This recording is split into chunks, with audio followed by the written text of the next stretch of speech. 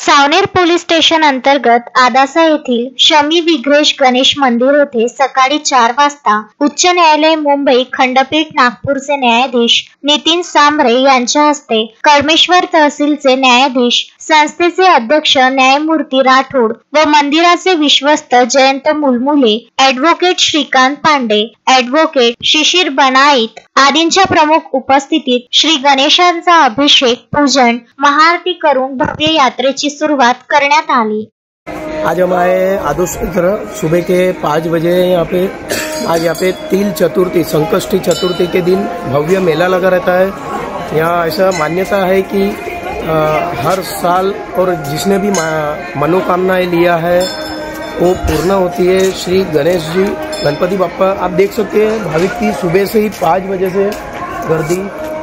और यहाँ पे आज शुभारंभ बॉम्बे हाईकोर्ट के जज, नागपुर कलमेश्वर तहसील के जज, उनके हाथ से होती है। आदासा येथे असलेले गणेश मंदिर हे प्राचीन स्वयंभू मंदिरांपैकी एक आहे आणि पुराणात आढळलेल्या उल्लेखावरून दैत्य राजा बळीने कठोर तपश्चर्या करत इंद्रपद प्राप्त करण्याच्या इच्छेने 100 यज्ञ करण्याचे व्रत घेतले होते। त्याचप्रमाणे आदासा येथे स्थित 100 यज्ञ पूर्ण होताच राजा बळीचे यज्ञ पूर्ण होऊ नये करिता भगवान विष्णूने वामनाचे रूप धारण करून शमी वृक्षाखाली श्री गणेशाची आराधना करीत शक्ती प्राप्त केली आणि भगवानच्या आशीर्वादाने श्री शमी विघ्नेश बळी राजाच्या यज्ञस्थानी पोहोचले व राजा बळीला 3 पाय जमीन दान मागितले। राजा बळीने हे दान देण्यास तत्परता दाखवली। त्यानंतर भगवान विष्णूने वामन रूपातूनच विशाल रूप धारण केले आणि पहिल्या चरणात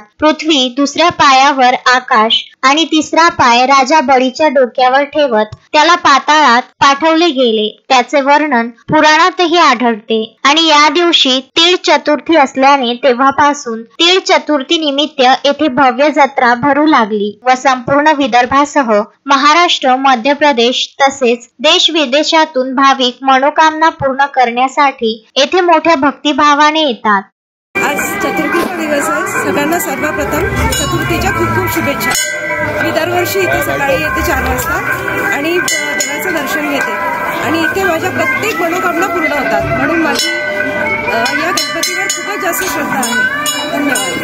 आपने आदासा क्षेत्र में श्री गणेश गणपति देवस्थान की तरफ से आज जो यहाँ पे जत्रा आयोजित की है, इस जत्रा में सभी लोग आ रहे हैं और बड़ी संख्या में आ रहे हैं। उनका हम तहे दिल से स्वागत करते हैं। उनके लिए बहुत सारी सुविधा बना रहे हैं और बनते रहेगी और सभी के सहयोग से ये मंदिर का विकास बहुत अच्छे तरह से हो रहा है। यात्रे दरम्यान आदासा गाव खेळणी, पूजेचे साहित्य, मीना बाजार, झुले व घरोघरी हार फुलांनी तसेच भाविकांच्या मनोरंजनासाठी अनेक दुकाने सजवली जातात। या भव्य यात्रेत मंदिर प्रशासन संस्था, सावनेर पोलीस विशेषतः उपस्थित आहेत आणि इतर आध्यात्मिक संस्था त्यांच्या सेवा देऊन स्वतःला धन्य समजतात। यात्रा परिसरात अनुचित प्रकार घडू नये यासाठी सावनेरचे पोलीस निरीक्षक यांच्या मार्गदर्शनाखाली पोलीस कर्मचारी व खासगी बंदोबस्त करून यात्रा यशस्वी करण्यासाठी प्रयत्न केले जात आहेत। या भव्य यात्रेच्या यशस्वीतेकरिता मंदिर ट्रस्टचे जयंत मुलमुले, चंदू लहाबर, तरुण ओझा, सतीश कुंदनवार, मनीष पिंपळशेंडे आदी प्रयत्नशील आहेत। जय गणेश। ये अदोसा क्षेत्र यानी दोष रहित इति अदोसा, जहाँ किसी प्रकार का दोष न हो उसको अदोष बोला जाता है। तो यहाँ पे शमी विघ्नेश्वर गणपति हैं जो साक्षात स्वयंभू है और मुद्गल पुराण के आधारित ऐसा है कि यहाँ 52 भगवान ने भगवान गणेश जी की तपस्या की थी। जब राजा बलि के यज्ञ में जाने लगे थे तो उस समय यहाँ पे अदोसा क्षेत्र में शमी विघ्नेश्वर नाम के गणपति की आराधना कर जाकर राजा बलि का यज्ञ विध्वंस किया। ऐसा मुद्गल पुराण के आधारित ये मूर्ति है। ये स्वयंभू है और बहुत जागृत है। मैं माधव उपाध्याय, पुजारी। मैं पंडित जी वेदमूर्ति राजेश गोविंद जागीरदार गुरुजी, नागपूर आदासा। ये प्राचीन स्थान आहे। मराठी हे अगदी प्राचीन काळापासून आज या क्षेत्राला 1000 वर्ष पूर्ण झालेत. हे अदोस क्षेत्र आहे.